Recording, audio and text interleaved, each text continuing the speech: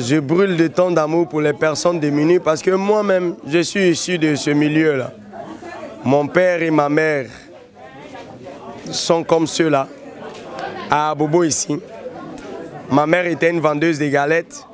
Mon père était un petit couturier qui quittait à Abobo pour aller faire les contrats chez les Libanais à Adjamé.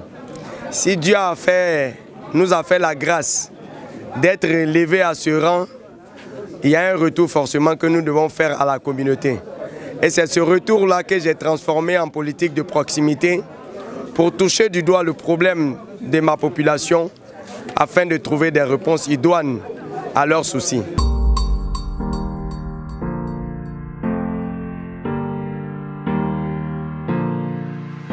Ben, si je devais être essoufflé, il y a longtemps que je le serais.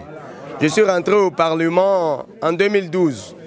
Mais avant le Parlement en 2012, j'étais enseignant à Abobo. Donc je travaillais déjà sur les populations d'Abobo dans le cadre de l'enseignement et de la formation. À côté de cela, j'avais développé une ONG qui travaillait dans le domaine de la santé. Donc les jours ouvrables, je travaille dans l'école. Et puis les week-ends, je travaille à la sensibilisation citoyenne pour l'amélioration de la santé des populations. C'est quelque chose pour laquelle j'ai beaucoup d'amour. C'est quelque chose que j'ai commencé il y a longtemps, je ne suis pas essoufflé. Et je peux dire que cette activité est devenue une seconde nature, fait partie de ma vie.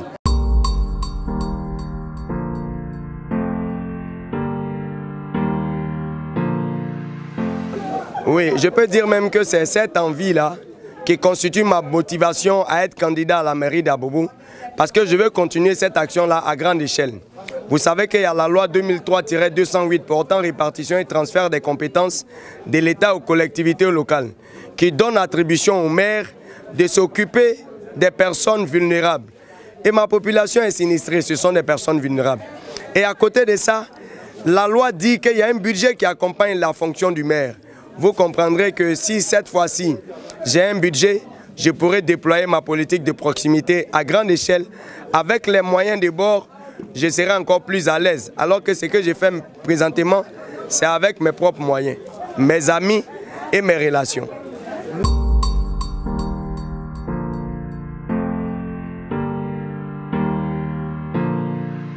Vous savez, je suis issu de cette communauté.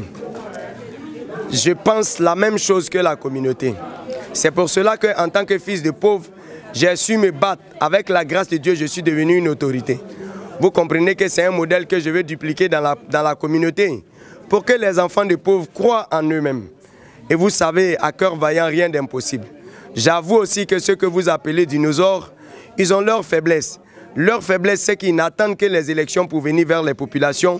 Alors que moi, connaissant la population, je travaille régulièrement à améliorer les conditions de vie et les conditions de santé de cette population.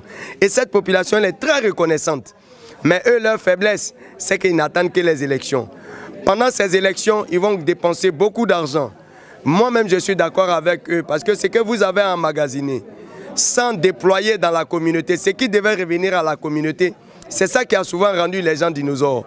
Et si à l'occasion d'une élection, la peur et, j'allais dire, le manque de sérénité fait qu'ils viennent dépenser beaucoup d'argent, mais vous comprendrez aisément que c'est parce que j'ai construit un leadership qui est fort, donc je suis fort.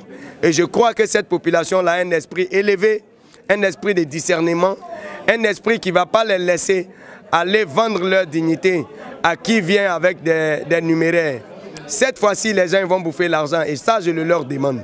Mais aux urnes, l'esprit citoyen, l'esprit éclairé prévaudra. Et ils iront élire leurs fils, leurs frères et leurs amis.